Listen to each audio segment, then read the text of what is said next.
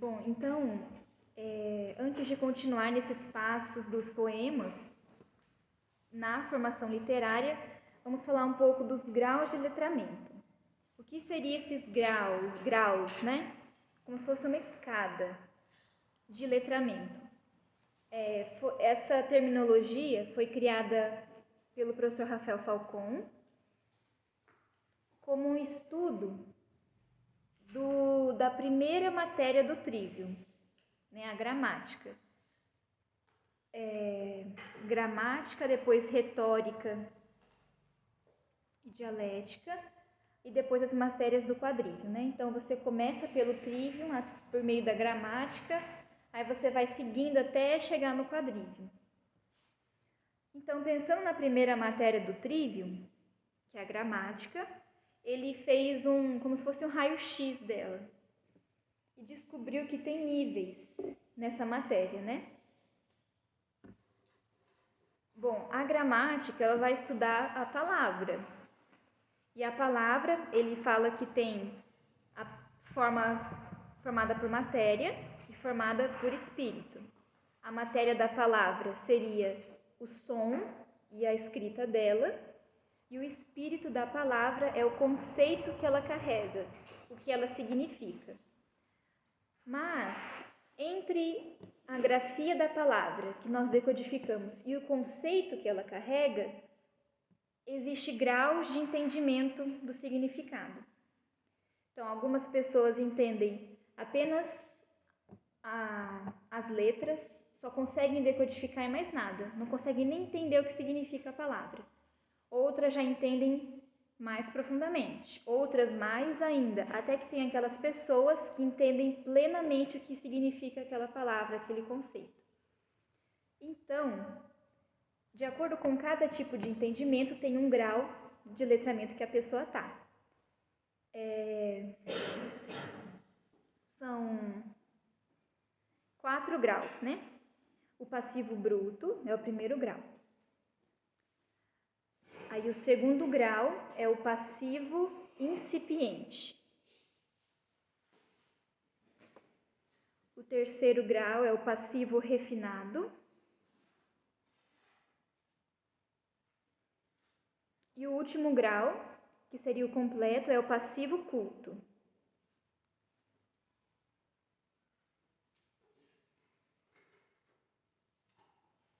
Aí, o passivo bruto, que é o primeiro grau, ele é da pessoa que consegue ler a palavra, conhece o idioma, consegue falar, consegue ler em português ou em outra língua, só que ele não entende plenamente, ele não entende nenhum nível do conceito que a palavra carrega.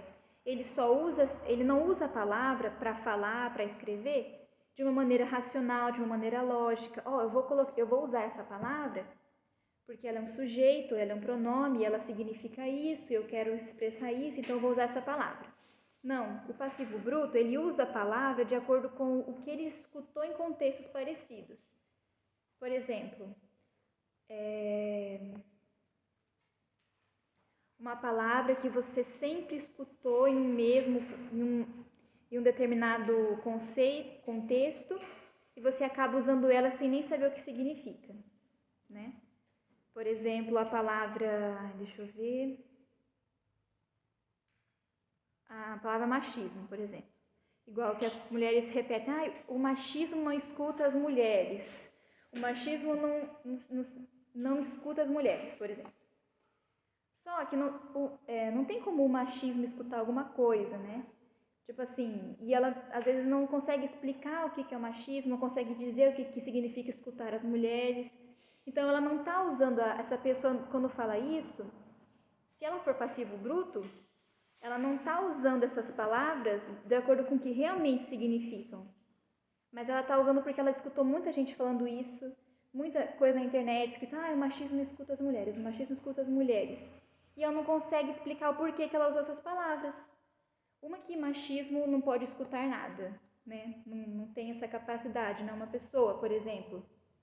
E ela também não está numa linguagem figurada, que ela poderia usar essa licença.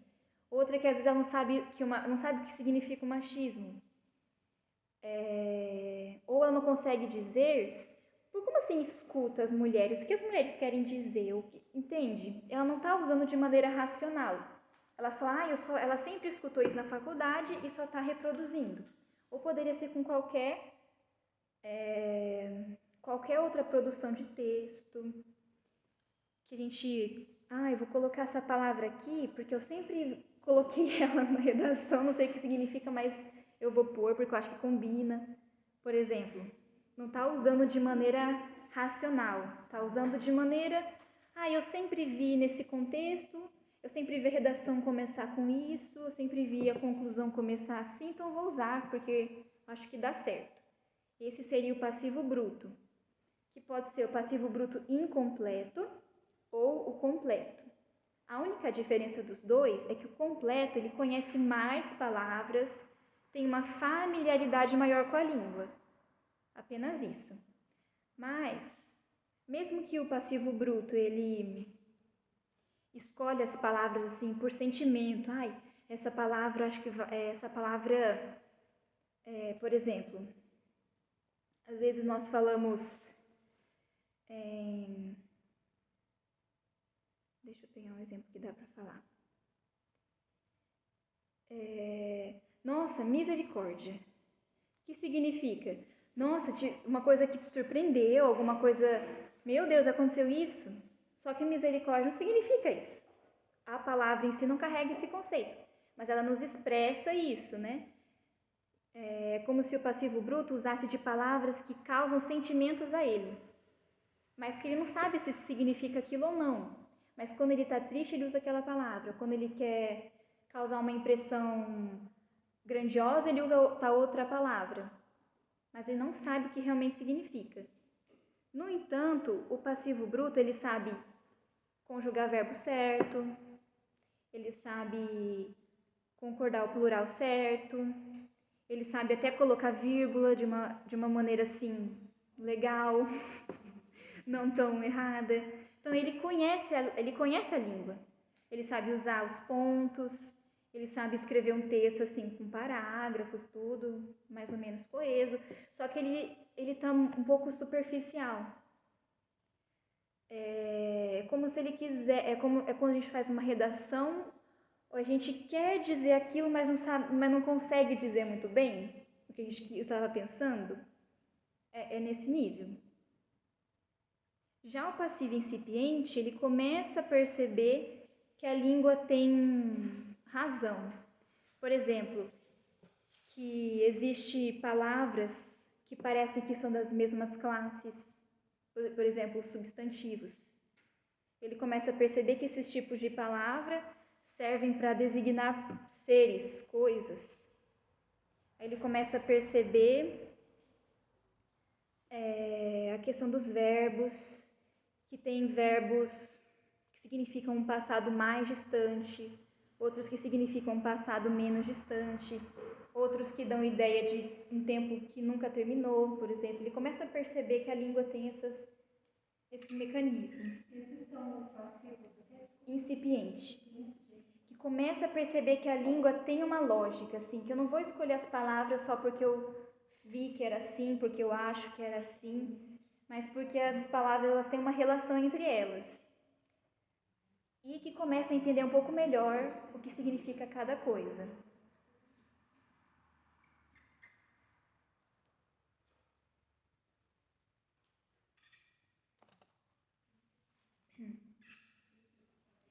No entanto, o passivo incipiente, mesmo que ele começou a perceber que tem classes de palavras, que as palavras se relacionam, por exemplo, que um pronome, quando você coloca um pronome, não porque, acho que agora é a hora de colocar cujo, acho que agora é hora de colocar agora eu acho que é hora de colocar um vocativo.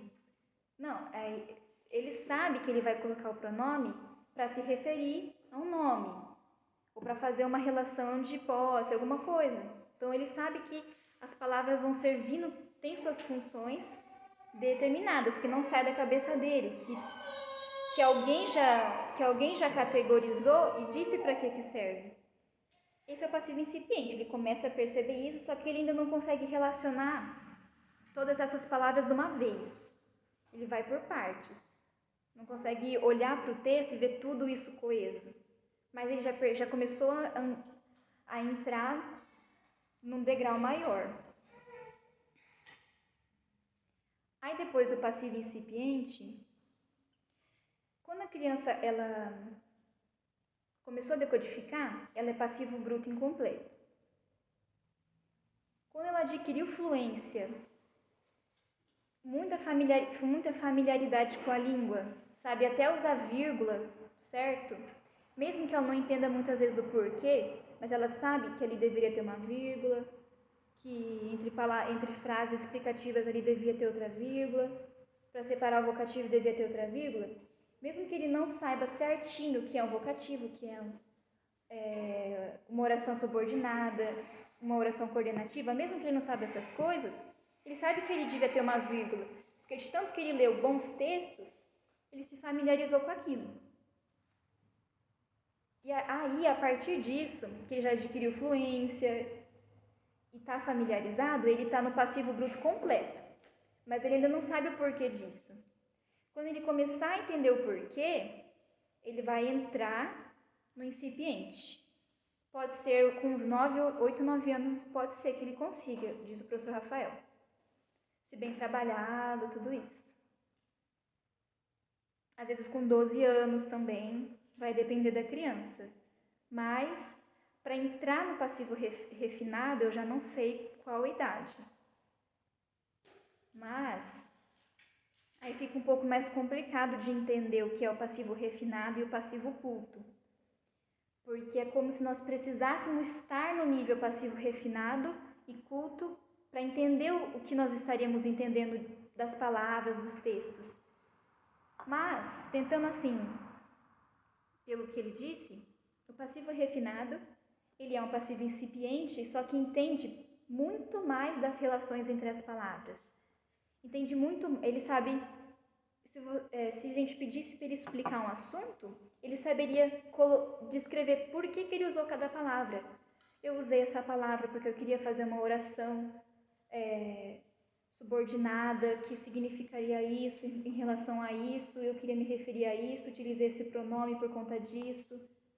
Ele já estaria no nível bem maior de organização das palavras para se expressar algo muito mais complexo.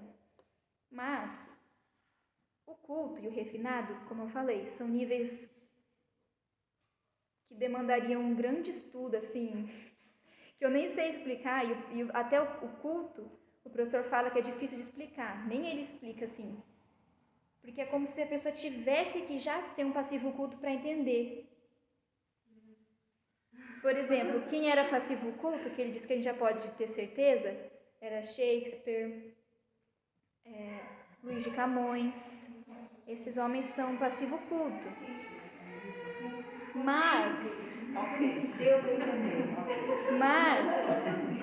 o passivo culto é como se você concluísse a disciplina de gramática do Trivium. Aí o próximo passo seria entrar na disciplina da retórica, que a retórica aí é você colocar em prática o seu passivo culto.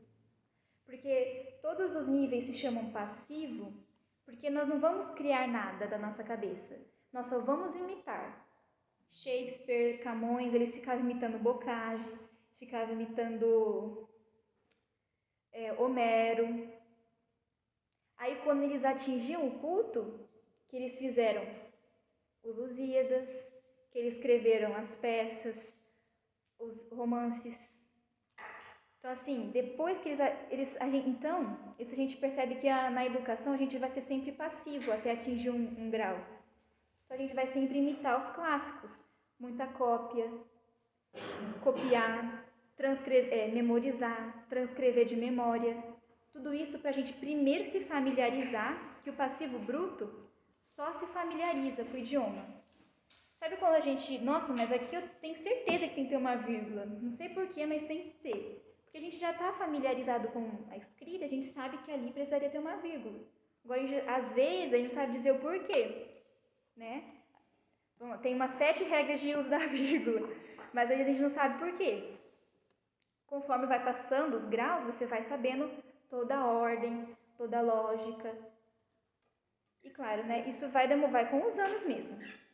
Ou seja, a gente vai imitar a vida inteira. Vai Não, acho que nós estamos no grupo ainda. É possível a vida inteira. Tenho certeza.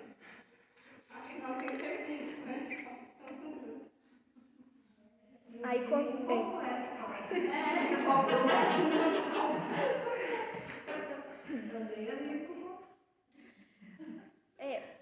Mas justamente isso. Aí o estudo da poesia faz a gente ir subindo nos degraus dos passivos.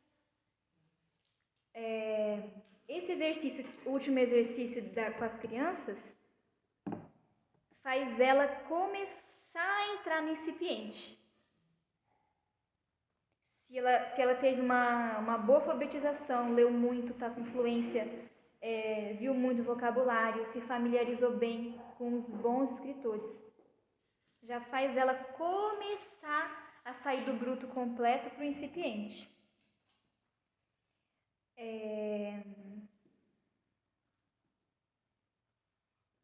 Bom, é claro. Isso. Então, os exercícios dos poemas, eles são funcionalmente combinados. Não é assim aleatório. Eu escolhi primeiro memorizar, escolhi depois tem que ter vocabulário. Não. É porque a gente vai construindo a inteligência desse jeito. Primeiro memoriza, porque daí fica mais fácil depois para fazer as análises. Não toda hora tem que voltar no texto. Toda hora tem que voltar porque eu esqueci do que falava. Toda hora tem que voltar para relembrar tal coisa. E claro, começa primeiro aos pouquinhos. A gramática qual que foi no começo? Só divide sílaba, achar tônica, que é uma coisa simples, e depois os dígrafos e os encontros, que também é simples. Aí a criança vai fazendo isso e quando ela estiver muito bem, aí vai para o segundo, vai para um outro nível, um pouquinho maior, que seria aprender as classes de palavras. Se é um substantivo, se é um artigo, se é um numeral, se é um verbo, se é um pronome. E claro, tudo isso, junto de todas essas etapas, desde a pré-alfabetização, desde a alfabetização em si, desses outros passos, você pode trabalhar junto à caligrafia, eu esqueci de falar. Mas a caligrafia você pode trabalhar paralelo, porque ela não tem nada a ver com a inteligência. A caligrafia é treino de motricidade, né? Então não vai confundir assim na questão da alfabetização em nível intelectual. É mais um treino mecânico de esforço, mas é bom porque treina a criança a se esforçar, a fazer bonito, a cumprir uma tarefa bem feita. E começa pré-alfabetização, começa com ligar, traçado, aquele de correspondência visual, esses exercícios mais simples, depois você já vai para a caligrafia. Pode fazer tudo ao mesmo tempo. Também não tem ordem certa para começar, pode começar pelo bastão, pode começar pela cursiva, só que tem a questão de que o bastão é mais fácil, então geralmente começa pela letra bastão maiúscula. A minúscula, às vezes nem precisa enfocar tanto a bastão minúscula, porque só que a criança precisa conhecer, porque ela vai ler nos livros, mas ela não vai chegar a escrever às vezes, né? Então, ela mais precisa conhecer a bastão minúscula para ler do que necessariamente para escrever. Mas também pode escrever. Não?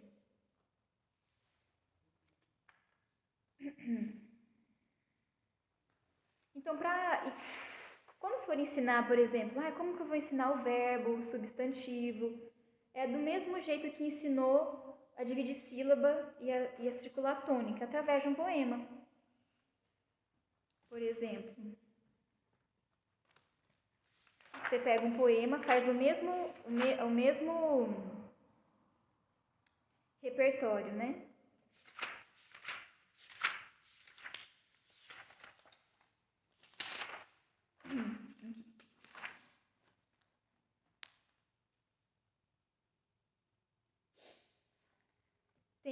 tem o verso.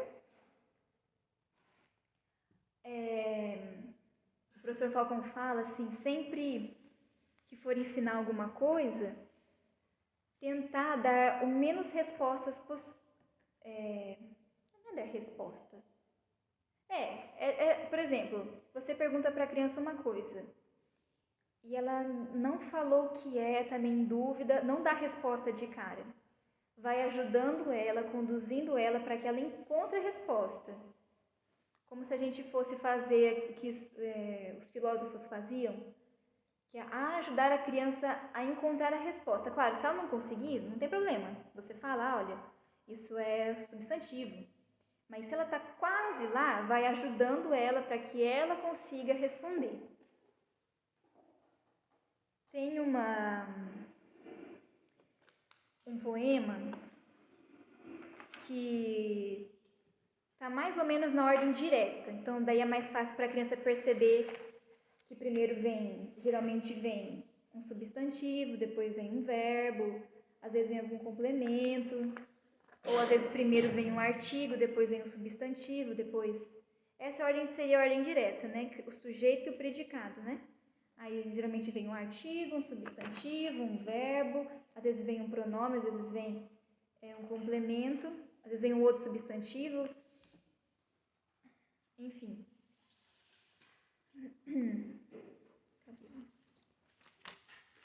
Depois que a gente terminar esses níveis de etapa, daí a gente vai fazer um exercício juntos, num poema bem bonito, que fala sobre o anoitecer.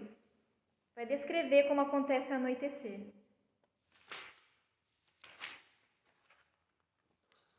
Tem um poeminha bem bacana que chama A Borboleta. Não sei se já ouviram do Olavo Bilac. Nossa, é belíssimo, é muito bonitinho assim. Claro, ele vai falando de uma coisa, nossa, que horror, o menininho só ia matar a borboleta, né, que mal tem. Mas, claro, ele quer passar um sentido de quem dá a vida, né? Aí o poema começa assim, A Borboleta. Trazendo uma borboleta, volta Alfredo para casa. Como é linda, é toda preta, com listras douradas na asa. Por exemplo, vai falar sobre substantivo, ensinar substantivo para a criança. Nessa etapa, ela já está mais velha, 8, 9 anos, se precisar mais. Mas ela já consegue entender essas classificações. Aí, primeira coisa que a gente vai aprender é substantivo. O que é um substantivo? Aí nós, às vezes, a gente esqueceu ou não sabe. Aí vai na gramática e procura o que é o substantivo. Aí vai estar lá que substantivo é uma palavra que usa para se referir a seres, a coisas, a emoções. Por exemplo, a felicidade, a mulher, a boneca, o cachorro. Então, está sempre se relacionando com um animal, com um ser, com uma pessoa, com um lugar, por exemplo. O hospital, substantivo. Então, vai estar lá. Daí você vai ver o que é substantivo. Primeiro o professor vê o que é substantivo. Nesse momento, não precisa explicar para a criança todos os tipos de substantivo, todas as divisões, todas as possibilidades, todas as modificações de número, de tal, de tal, de tal. Não precisa explicar tão fundo assim. Mas ele tem que saber, ele tem que ter uma ideia do que é o substantivo. Aí, beleza. Trazendo. É substantivo? Trazendo? Não. Por que não é? Trazendo não é uma pessoa, não é uma emoção, parece que é uma coisa fazendo, né? Muito bem. Uma é substantivo? Uma? Não é ninguém, não é. Aí tá. E borboleta? Eu acho que borboleta eu acho que é substantivo. Por quê? Porque tá falando de um animal, tá falando que é um ser. Muito bem, então circula a borboleta. Aí você continua na própria estrofe, claro, depois de ter lido, memorizado, visto as palavras difíceis, por exemplo. É a primeira que apanho. O que significa apanho? Às vezes a criança não sabe. A primeira que ele pegou, que ele apanhou, é pegar, agarrar. Não, beleza, então. Depois que fez todo esse trabalho, aí entra volta. É substantivo? Volta? Não. Aí você vai perguntar, é o quê? Não sei. Ele não vai saber, mas não tem problema, é isso mesmo. Aí, próxima palavra. Alfredo. Alfredo é substantivo? É. Por quê? Porque está se referindo ao menino. O menino é um ser, é uma coisa. Então tá bom. Para. Para? Não. É o quê? Não sei. Tá bom? E casa? Casa? Casa eu acho que é. Aí você fala por quê? Ué, porque é um objeto. Porque é uma coisa, está se referindo a um edifício, né? Ah, então ele entendeu que borboleta, Alfredo, casa são da mesma classe que ele aprendeu que é o substantivo. Aí ele vai continuar, ele vai fazer isso pelo poema inteirinho. Como? Como não é? É. Linda. Linda. Pode ser. Aí ele vai falar, pode ser. A linda. Acho que pode ser, mas pode ser outra coisa. Talvez pode ser outra coisa também, mas eu não consigo saber. Então, beleza. No caso, é linda. Esse é um verbo de ligação. Mas daí já não é morfologia. Daí entra na parte de análise sintática. Mas ele sabe que linda poderia ser, mas às vezes não é. Às vezes pode ser adjetivo também, né? Mas ele não sabe ainda o que é adjetivo, mas ele fala que talvez pode ser substantivo. Se tiver tomado como substantivo, poderia ser, daí ele pode ficar em dúvida. Mas está certo, né? Que pode e não pode, depende do contexto. É, toda. E preta. Adjetivo. Mas aí também ele pode se confundir. Mas aí você vai pulando. Esses que podem dar margem de... Porque pode ser substantivado, mas daí não tem problema. Vai pulando, vai no que é mais concreto. Depois que ele parou, asa, criança, mamãe, que mais? Parede, sala, retrato. Enfim, você pede para ele circular todos os substantivos. E os que ficar em dúvida não tem problema, porque pode ser outra classe de palavra. Ok. Aí depois do substantivo, vamos pro adjetivo. Aí talvez ele circularia linda, preta, dourada,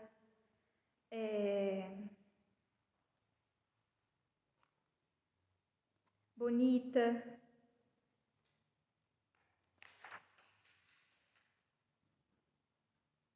Enfim. Por exemplo, está escrito assassino. Poderia ser adjetivo ou substantivo, vai depender da frase que está aqui. Ele poderia ficar em dúvida, mas ele só vai classificar. E as que ficar em dúvida, ele pode até colocar, pode ser sim, mas às vezes pode ser outra coisa, mas vamos deixar outra coisa de lado. Aí a gente vai fazer isso com todas as classes de palavra. Claro, não precisa pegar só esse texto. Às vezes para esse poema você só usou os substantivos. Beleza. Aí depois você quer pegar um outro poema de um outro autor para trabalhar mais substantivo de novo. Aí depois que a criança está bem ok no substantivo, você pega outro poema e trabalha outra classe. Se quiser, pode voltar para esse poema e trabalhar outras classes que não viu nele. Fica a critério. Mas deu assim para entender que a gente não vai escrever no quadro simplesmente o que é um substantivo e pronto, deixa a criança só com exemplos. Ela vai, através de um poema, através de uma leitura, encontrando na prática.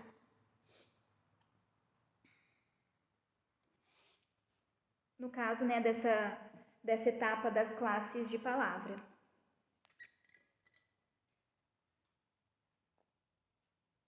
Ah, mas eu não lembro as classes de palavra agora. Mas assim, tá tudo na gramática. Essa aqui do Celso Cunha, ela é bem didática. Aqui ele começa com o substantivo. Depois vem o artigo. Depois vem o adjetivo. Se quiser, você pode seguir essa ordem, né? Começar pelo substantivo, depois ensina o que é artigo, depois o que é adjetivo, depois os pronomes, os numerais, os verbos, o advérbio, preposição, conjunção, interjeição. Aí acabou as classes de palavra. Então são essas: substantivo, artigo, adjetivo, pronome, numeral, verbo, advérbio, preposição, conjunção e interjeição. Mas essa parte é mais simples de analisar, porque, não sei se perceberam, mas dá para analisar palavras separadamente. Não precisa pegar toda a frase em si. Você vai ter uma noção de todo o texto, mas não necessariamente que você tem que...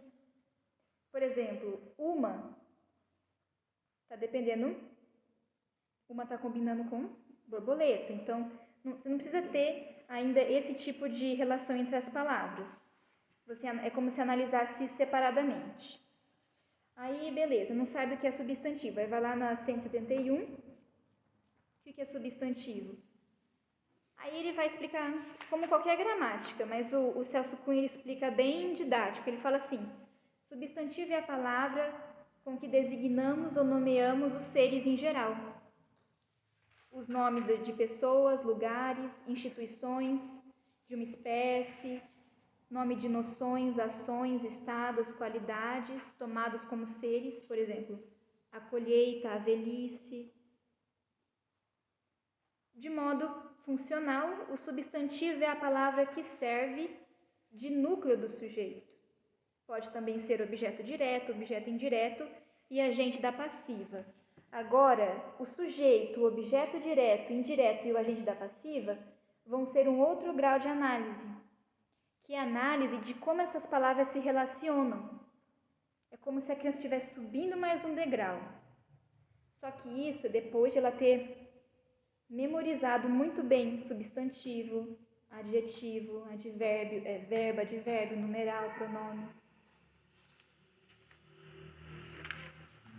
Claro, pode fazer isso com texto em prosa também, não tem problema. Pega um texto em prosa e pede para a criança: vamos achar os substantivos do texto? Beleza, vai fazendo esses exercícios normais.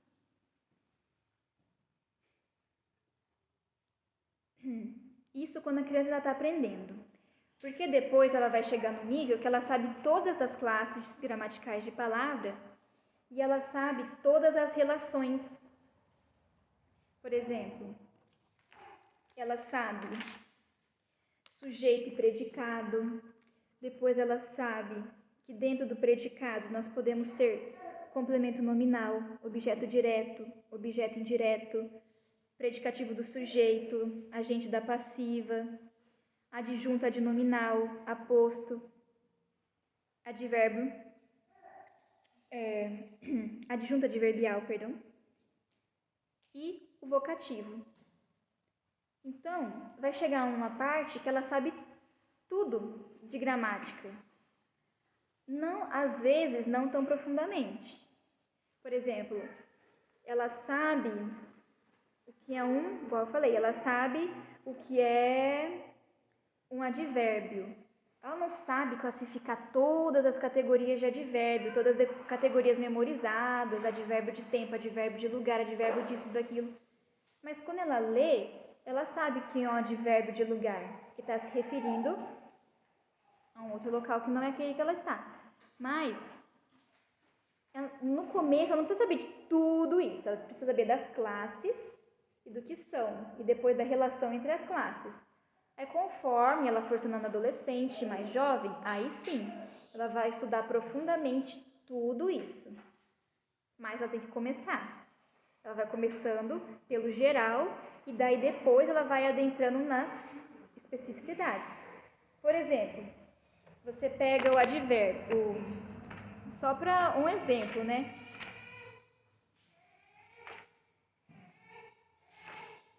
Advérbio. Porque, ó, o substantivo começou na página 171. O advérbio já está na 527. Então, assim, é muita regra, às vezes tem exceções, às vezes tem particularidades, às vezes tem depois substantivos que viram qualidades, tem qualidades que viram substantivo, tem verbo que vira qualidade, por exemplo, o particípio é tomado como... Então, assim, tem todas essas nuances da língua que daí a criança ela vai aprender mesmo quando já estiver na idade de um jovem. E daí sim ela vai mergulhar em tudo, mas esse começo é mais geral. Tudo, mas para nós, vários professores, de repente pode assustar um pouco, né? Falando assim, tão amplamente da gramática, né? Então, eu sugiro assim, de acordo com o momento que surge aquela dúvida, aí você busca. Isso, no momento da dúvida. Muito isso. ligada assim, com as palavras, às vezes a dúvida de escrever a palavra certa ou não, né? Dentro daquele contexto, né? Porque assusta um pouco, né? Uma gramática desse tamanho. A gramática não é livro de cabeceira, é livro de consulta. Isso, livro de consulta. Né? Isso mesmo. É igual eu tentei. Ela tem que andar com esse livro. É igual eu tentei começar comecei anotando tudo. Eu falei, não é assim que estuda, porque assim não consegue. Como que você vai? As dúvidas, isso, de acordo com as dúvidas. Nos verbos, por exemplo, tem que estudar um pouco mais, né? Aí você vem no índice, é isso mesmo. Não é pegar e começar na página 1 e terminar. Eu tô com um probleminha aqui, me dá licença. Tá bom. Não é pegar na página 1 e terminar na página final e pronto, memorizei tudo.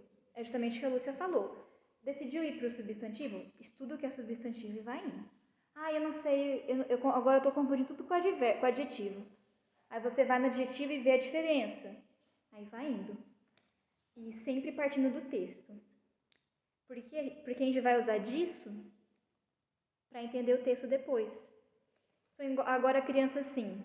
Ah, tá. A criança já sabe reconhecer substantivo, já sabe reconhecer adjetivo, já sabe reconhecer um verbo, já sabe reconhecer o artigo, um pronome. Claro, ela não sabe todas as classificações, não sabe todas as regras, não tem problema, mas ela sabe o básico. Aí, quando ela já sabe o básico, já pode fazer esses exercícios de reordenar. Porque assim, no final de todo o estudo do poema, qual que é a meta? Entender o poema, claro, né? Mas depois de ler, de memorizar, de apontar, trazendo é o quê? A criança vai ter que falar verbo, uma, borboleta, volta, Alfredo, para, casa, como, é, linda, ponto de exclamação, vírgula, ponto. Ele tem que saber, claro, né? Depois que for ensinando, ele tem que saber o que é cada uma. O que é cada uma. Deixa eu ver se... São 2h54. Não sei se eu faço agora ou no final. Não, acho que vai dar para fazer depois. Beleza, ela já sabe as classes da gramática. Aí, é que eu acho que eu vou dar exemplo que fica melhor, né? Tá, então vou dar um exemplo, pegar uns exemplos aqui. Bom, uma frase. Quem chegasse da rua tinha que passar necessariamente pelo átrio. Essa é uma frase que tem no livro que descreve as casas romanas, né? Que tinha o átrio, que era o centro da casa, depois entrava nos outros cômodos, né? Então, quem chegasse da rua tinha que passar necessariamente pelo átrio. Quem? É um pronome. Ah, e pronome o quê? Que tipo de pronome? Aí você não lembra quem. Tá, é pronome, mas aí você consulta na gramática. Quem chegasse. É um verbo. Da. Preposição mais artigo a. Rua. substantivo. Tinha. Verbo. Que. Meu Deus, eu sempre esqueço que é o que. Você vai lá e olha. É conjunção. O que eu acho difícil. O que? É uma conjunção.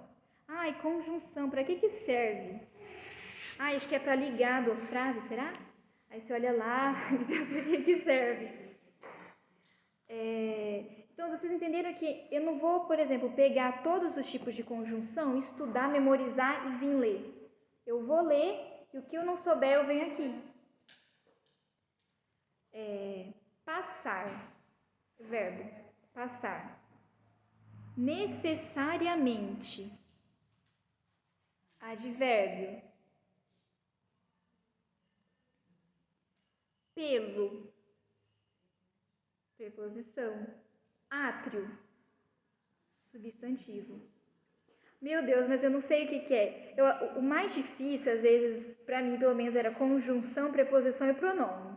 Mas depois se você... Aí você... pronome. O que é pronome? O que é pronome? Aí vai ficando mais fácil, porque daí você vem aqui, que é pronome. Pronome, 268. Aí você vai lá, esqueci o que é pronome. Pronto, 268.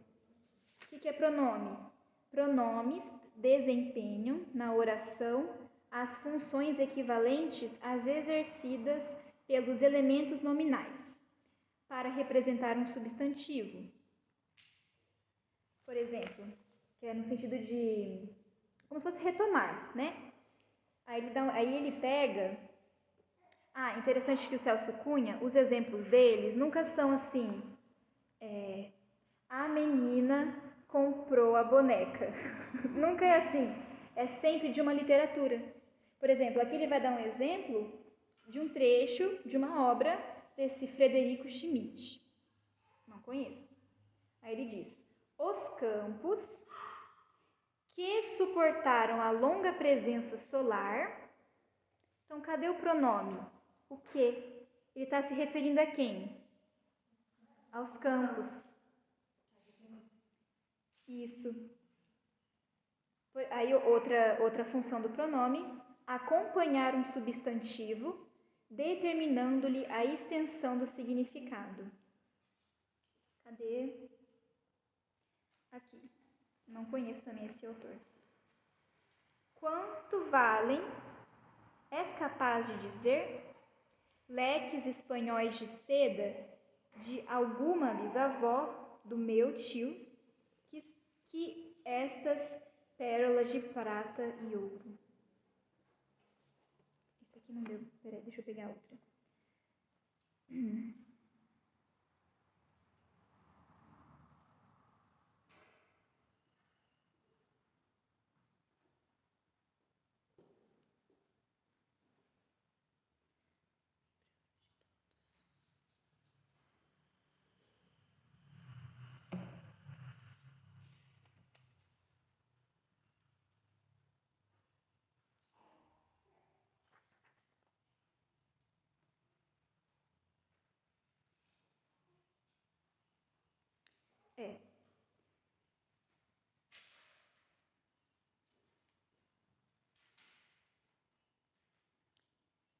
No caso,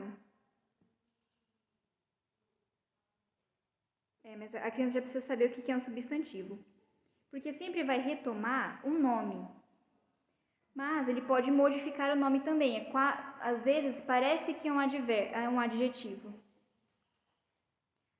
Facilmente, aliás, se distinguem na prática essas duas classes de pronomes, porque os pronomes substantivos e os pronomes adjetivos, um se emprega isolado na frase, ao passo que os pronomes adjetivos se empregam sempre junto de um substantivo.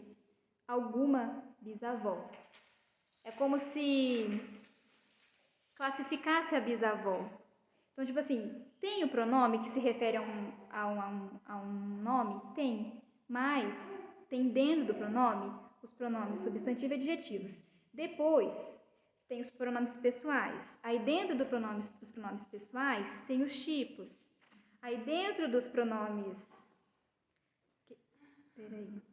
Aí tem os pronomes...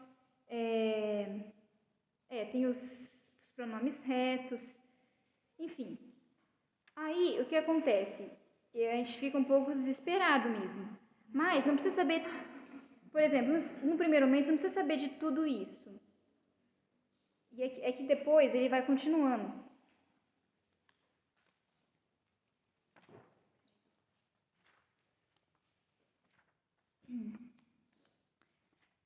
Tá. Maria Eduarda, só uma pausa, né? Assim, na verdade, não é de nos assustar se nós tivéssemos tido uma boa educação, vamos ser sinceros nisso, né? Se tivéssemos tido uma boa educação, talvez não saberíamos na profundidade, mas pelo menos o básico, esses conceitos apresentados pela Maria Eduarda, nós não ficaríamos tão perdidos. Conseguiríamos classificar, identificar em frases simples todas essas classes gramaticais, né? Mas como tivemos, na grande maioria, né, uma educação bem falha, ficamos penando para poder, às vezes, identificar qual é o substantivo, o que é substantivo, enfim, né? E isso vai exigir um pouco mais de nós. Mas não somente no sentido, porque eu vou ter que dar aula e eu vou precisar ensinar os meus alunos. Mas primeiro para nós aprendermos. Isso. Porque até mesmo as Sagradas Escrituras, se a gente vai ler, ou mesmo a história, um livro da vida dos santos, qualquer outra coisa que seja, se a gente não tem o domínio da linguagem, a gente pena para entender o que aquilo está dizendo. Né? Então, recuperar o tempo perdido, primeiramente para nós, e é claro, né, que com certeza o próximo também será beneficiado com tudo isso.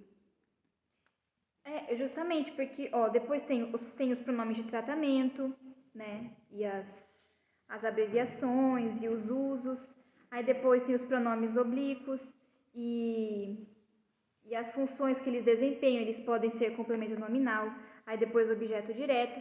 Mas tudo isso, necessariamente na primeira etapa, não precisa saber, assim, todas essas classificações. Precisa saber, em geral, o que é um pronome e saber reconhecer um pronome quando aparecer. Mas não precisa saber todas essas classificações. Esse estudo daí vai ser um estudo formal quando a criança for jovem. Daí sim, porque daí é como se ela conhecesse todas as possibilidades que ela tem da língua para se expressar. Você comentou de manhã que esse livro de gramática seria interessante o mais antigo, é isso? Ou não a versão agora que... Mas teve essa mudança, né? Isso, da ortografia. Isso, não tem... Não, acho que... diferença aí nessa parte. Não, nessa parte não. É mais na parte de hífen, acento e mais nessa parte, mas dessas classes não. Daí esses mais antigos vai encontrar então nos sebos. Nos sebos. Mas esse daqui ainda é a língua normal, assim, porque tem uns muito antigos que daí o S às vezes é Z, daí tem essas diferenças, né? Tem o PH, mas esses daí não. Esse pode ser o antigo, não tão antigo. Porque depois tem um livro. É mais ou menos de que... Esse aqui, eu não sabia que ele era tão velho, senão eu não ia ter comprado, porque aí fica ruim de manusear, sabe? Mas esse aqui é de... eu acho que é 1985. Mas pode ser os mais novos. Tem o mais novo, que a página é branca, então ele é verde a capa. Uma capa verde, pode ser essa. Essa é branca. Mas é que eu não achei que ele era tão assim. Mas senão... o da capa verde é bom também. É bom também. É que eu só não sabia. Recomenda esses últimos. Não a última edição. Até pode, não vai fazer tanta diferença. Eles só recomendam, mas no final assim. Mas, então, é que só foi esse daqui velho porque eu não via, eu comprei no sebo e não via a foto, né? Senão é que é muito assim, fica ruim de usar. Mas enfim, é só ter uma noção básica. E o professor, olha, eu não sei tudo isso, eu não sei tudo as coisas, então eu vou procurando, então é o que a gente vai fazer. Né? As professoras de português, de letras, às vezes sabem mais porque estudaram, mas nós assim, até para nosso próprio estudo, você vai primeiro no geralzão. Depois você vai adentrando nas classes realmente. Agora sim eu preciso me aprofundar em pronome. Então vou dar uma estudada. Beleza. Essa é o que a gente chama de análise morfológica. Para fazer é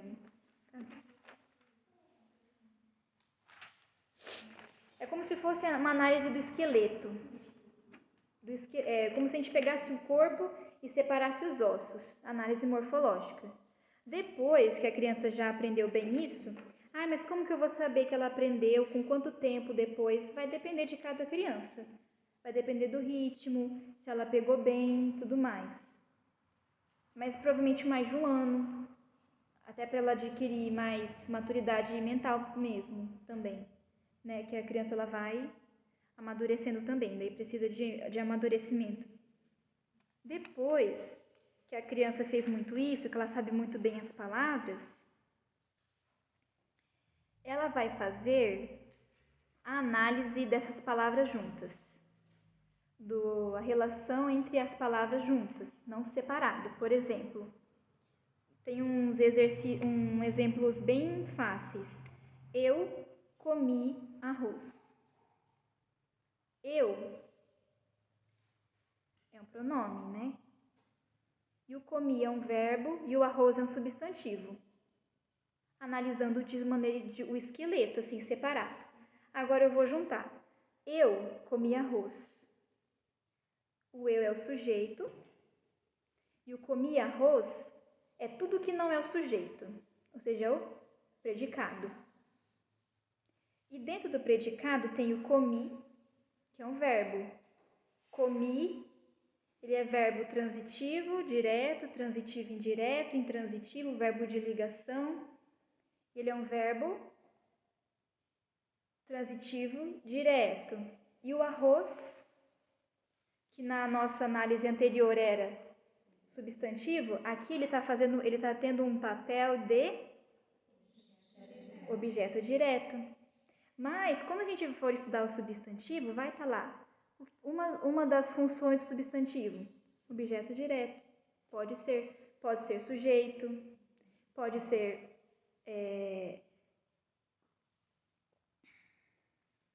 o sujeito, já falei o sujeito. Pode ser um adjunto adnominal, vai depender do que ele estiver na palavra. Mas vocês entenderam que a gente está analisando agora as palavras relacionadas? Porque o comi está concordando com o sujeito eu. A criança sabe que tem que falar eu comi arroz. Ela sabe que ela tem que falar isso. Ela não sabe que ela sabe que ela não pode falar isso. Ó. Eu comemos arroz. Ela fala, nossa, que tá estranho, tá errado, eu comi. Mas por que eu comi? Não sei. Mas ela já está familiarizada. Agora ela vai aprender por que é. Porque o verbo tem que concordar com o sujeito. O sujeito e o verbo eles têm que estar em concordância. Aí, beleza. Dei flores para minha avó. Dei flores para minha avó. Qual que é o sujeito? Está oculto. Eu, por exemplo. Eu dei flores para minha avó, mas não está escrito, mas nós sabemos que foi eu. O dei é um verbo bitransitivo, porque tem o objeto direto, que é flores. Porque se eu falar simplesmente eu dei, o quê? Para quem? Está faltando coisa. Por isso que o verbo precisa de um complemento. Ele precisa de um complemento direto e de um indireto, nesse caso. Poderia estar simplesmente eu dei flores, mas tem a questão do objeto indireto, para minha avó. Aí, o que eu estou fazendo? Eu estou analisando as palavras como elas se relacionam com as outras. Por exemplo, não tem sentido eu falar de objeto indireto se não tiver um verbo. Entende? Mas por que eu tenho que saber isso? Porque às vezes num poema, Se não tiver ordenado e você não souber ver verbo, você pode achar que é minha avó que deu flores, se você não ler atentamente, ou se você não souber diferenciar. Se você falar minha avó, se você ler, foi a avó que deu flores, você não entendeu o que estava querendo dizer, por exemplo. Enfim, esse estudo daí tem que ser feito aos pouquinhos, para a gente entender bem. Por exemplo, você começa primeiro com o que é sujeito e predicado. Achou o sujeito, o resto é predicado. Então acho que é mais tranquilo. É mais tranquilo, você faz bastante esse exercício. Depois você vai para... Porque o sujeito e o predicado são chamados de partes essenciais do texto. Aí depois você vai para partes integrantes. Complemento nominal, objeto direto, objeto indireto, predicativo do sujeito e agente da passiva. Aí foca só nesses agora. Por exemplo, aqui, em que tem a predicativo do sujeito. O homem é santo. Vamos só dividir em sujeito e predicado. O homem é santo. Qual que é o sujeito? O Homem. Mas eu não sei achar sujeito. Olha o verbo. Olha o verbo é o é. Mas e se tiver no poema tudo inverso, não poderia dizer... não podia estar em outro lugar, trocado? Não tem problema. Aí o é. O é um verbo especial, assim, ele é chamado de verbo de ligação. E santo é o predicativo do sujeito que completa o verbo de ligação, e o sujeito é o homem. Então você entende que o homem é santo. E o santo está se referindo a quem? Ao homem. Entendeu o que é predicativo do sujeito? Eu não entendi o que é verbo de ligação. Aí você vem pegar a definição certinha dele, igual a Lúcia falou, tinha dificuldade do verbo de ligação. Aí você vem no verbo de ligação. Cadê?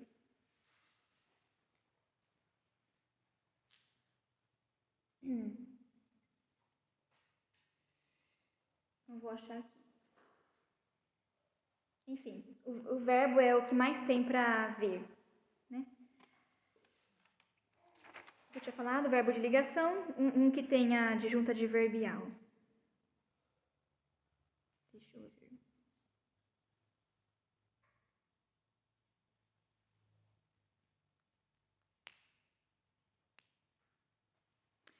Um exemplo de verbo intransitivo, aquele que não precisa de complemento. Este homem venceu. Ótimo, venceu. Necessariamente ele não precisa. Por exemplo, este homem morreu. Necessariamente ele não precisa de um complemento, nós já entendemos o que aconteceu. Aí, se nós quisermos saber mais, é como se fosse uma curiosidade, né?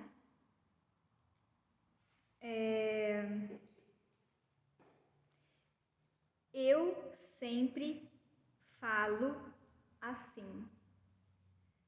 Eu, sujeito, sempre falo assim, predicado. O verbo é o falo. O sempre e o assim não parece advérbio do falo? Aí eles, no caso, são adjunta adverbial.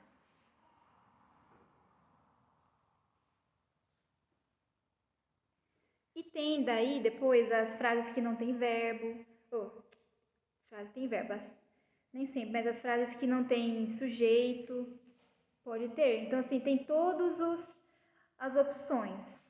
Mas, igual a Lúcia comentou, começa com um poema específico e vai tentando. Porque alguma coisa a gente lembra, alguma coisa a gente sabe mais ou menos. E o verbo eu lembro o que é um verbo, talvez não sei classificar, mas eu sei achar.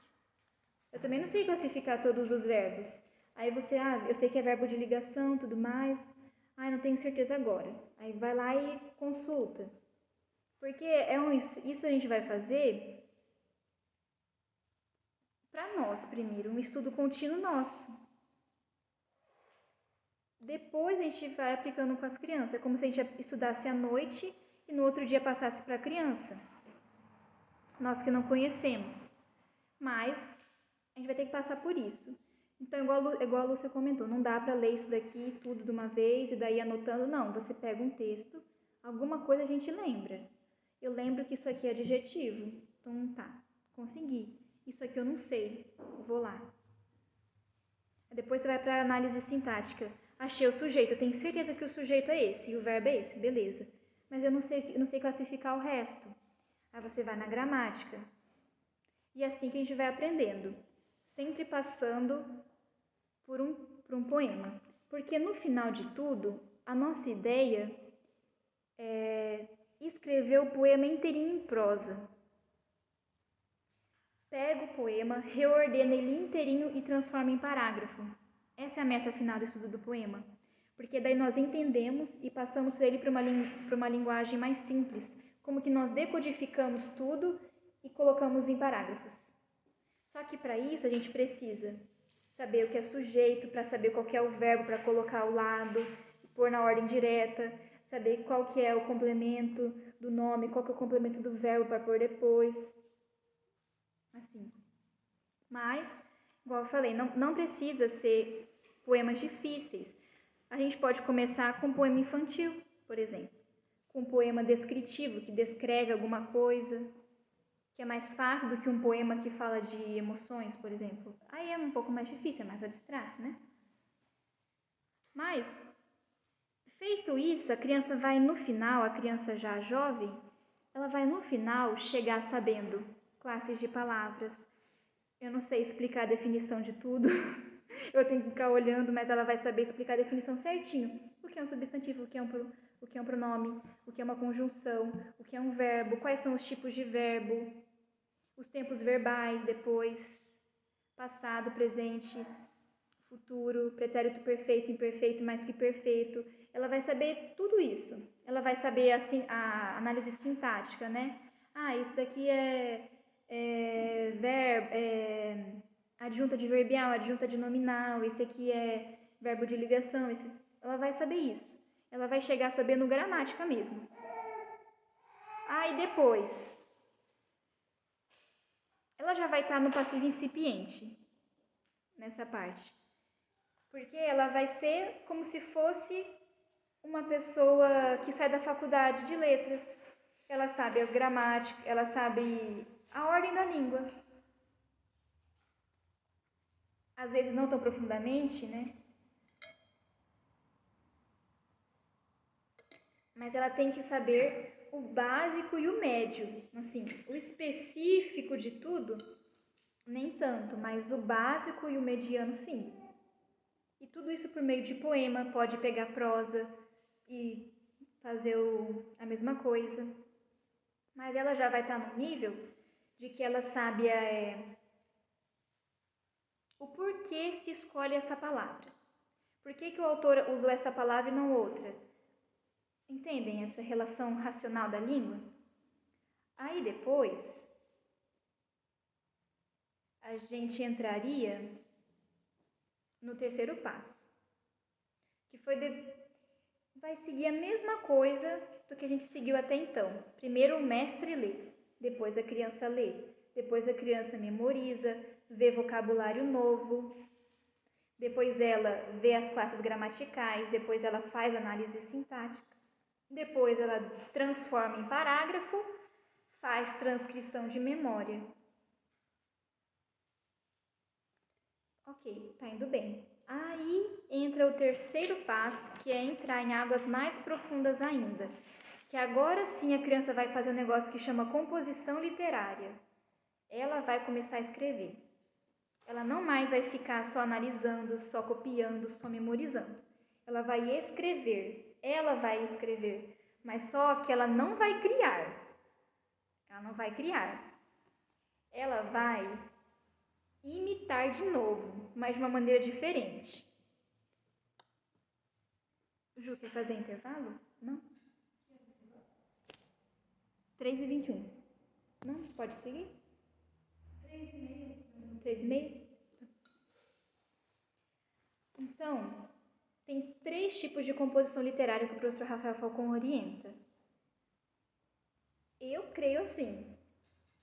Segundo ele, já é para elevar a criança mais ainda, talvez para o passivo refinado, depois disso muito bem feito. Mas, claro, ela requer também maturidade de vida, né? Não só maturidade de conhecimento. Muita coisa a gente só aprende com a vida, com o passar dos anos, né? Isso também influencia na inteligência. Por exemplo, criança não pode ler poesia lírica, que fala de amor, que aparece uma mulher, que aparece um homem, porque ela não vai entender. Ela nunca viveu esse tipo de relação, por exemplo, que são coisas mais de adultos, né?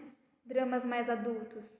Então, ela não vai entender isso, ela só vai entender poesia lírica quando ela crescer, quando ela amadurecer na sua idade mesmo, de vivência, de experiência, né?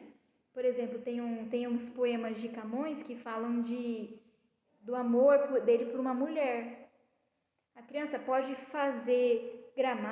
pode falar, olha, isso é verbo, isso é substantivo, isso é adjetivo, pode depois fazer análise sintática, belezinha, transformou tudo em um parágrafo, ótimo. Mas ela não vai entender plenamente aquele poema, porque ela não viveu esse tipo de coisa. Por isso que ele fala, poesia lírica para criança não, que fala dessas relações de amor e tudo mais. Então, tem coisa que a criança só vai adquirir com a experiência de vida, quando ela for um adulto, então também leva tempo. 3 tipos de composição literária: a fábula, a máxima ou cria, que era aquele crie que tinha naquele livro da antiguidade, que os homens faziam depois, não sei se vocês lembram naquele livro Educação na Antiguidade, tinha o crie, que depois eles iam fazer esse tipo de exercício, que era escrever em cima de um texto, e a narração. Hã?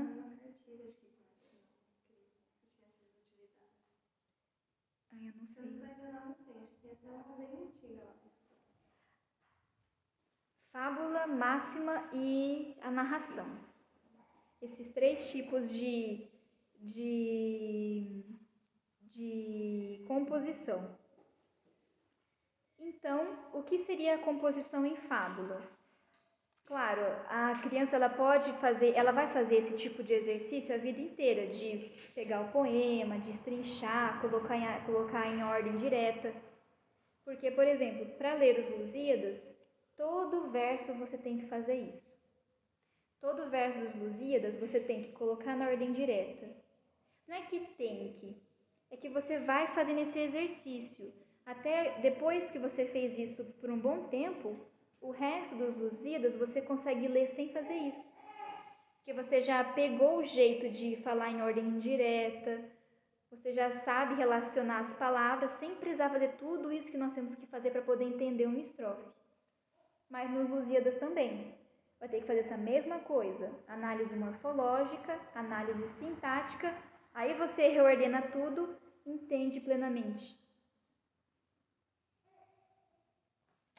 E o que seria esse exercício de composição de fábula? Você vai escolher uma fábula para a criança ou para o jovem. Vamos ler a fábula do lobo e do cordeiro. Ok. A fábula nem sempre traz um sentido moral correto. Não é esse o objetivo da fala, trazer um sentido moralmente correto, mas é um sentido útil. Por exemplo, aquela fábula da cigarra e da formiga. O que acontece? A formiga fez uma atitude moralmente correta? Não, porque ela não deixou a cigarra compartilhar da comida dela. Ela deixou ela pro frio e ela morreu. É moralmente assim, se nós formos pensar na moral, era o correto a fazer? Não, mas é útil a criança saber disso. Porque ela vai saber, olha, nem sempre vão ser corretos conosco. Não é? Nem sempre, se nós estivermos precisando de ajuda, mesmo que nós estivermos errados, nós vamos receber ajuda. Ou as pessoas nem sempre fazem o certo. Ou, por exemplo, olha, se você tivesse sido prudente e trabalhado, não teria acontecido isso. Mas também as pessoas não têm obrigação de te ajudar. Então, por exemplo, ela vai percebendo coisas que não são moralmente corretas, mas são úteis porque vai acontecer na vida dela. Então, assim, fábula nem sempre a moral final é correta, mas é um sentido útil para a vida. Escolhe uma fábula, beleza, escolheu o lobo, escolheu a cigarra-formiga. Pronto. Aí vai ler a cigarra-formiga para a criança. É importante falar que, como nós estamos fazendo isso em português, a cigarra e a formiga não foi escrito em português inicialmente. Mas alguém traduziu, então tem que escolher um bom tradutor. E como que eu sei que é um bom tradutor? Um bom escritor, por exemplo, a Cecília Meirelles traduziu muitas coisas de outras línguas. Então pode confiar na tradução dela, porque a Cecília era uma ótima escritora. Pode confiar na tradução de Monteiro Lobato. Monteiro Lobato também traduziu muitas fábulas. Pode confiar, mesmo que Monteiro Lobato tem toda aquela controvérsia dele depois, mas ele era um bom escritor, então pode confiar na tradução dele. Entendem? Só vai usar na educação literária da criança obras em português ou traduzidas por bons autores em português. Senão acaba perdendo todo o sentido, toda a qualidade do texto. Escolheu a fábula, lê para a criança. A criança lê de novo, aí depois a criança lê para você. Depois ela memoriza. Depois ela faz as explicações, que ela sempre faz os versos, vê vocabulário novo, tudo mais. Mesmo roteiro. No final, você vai pedir para ela, conte para mim a fábula, oralmente. A criança descreveu perfeitamente o que aconteceu na fábula. Mesmo a fábula estando em versos, descreveu perfeitamente. Ótimo, então você entendeu. Agora, escreva em prosa para mim, com as suas palavras, o que aconteceu nessa fábula. Aí que ela vai escrever. Aí ela já sabe usar conjunção, ela já sabe fazer tipos de orações que ela queira, ela já sabe como concordar verbo, quando depois como concordar o adjunto, ela sabe depois que verbo de ligação precisa de um predicativo do sujeito. Então, ela vai escrever algo impecável. Se ela escrever com muitos erros, porque ela contou para você a fábula, então ela entendeu muito bem. Ótimo, na cabeça dela ela entendeu tudo. Agora o que ela tem que fazer? Conseguir expressar por palavras. Então tem que saber muito bem a pontuação, muito bem a ortografia. Se ela estiver errando muito a ortografia, tem algo errado. Saber concordar verbo, ordenar certinho uma frase normal. Ela vai fazendo isso. Esse é o primeiro exercício de composição literária. É como se ela estivesse colocando em prática agora o que ela aprendeu de análise morfológica e sintática.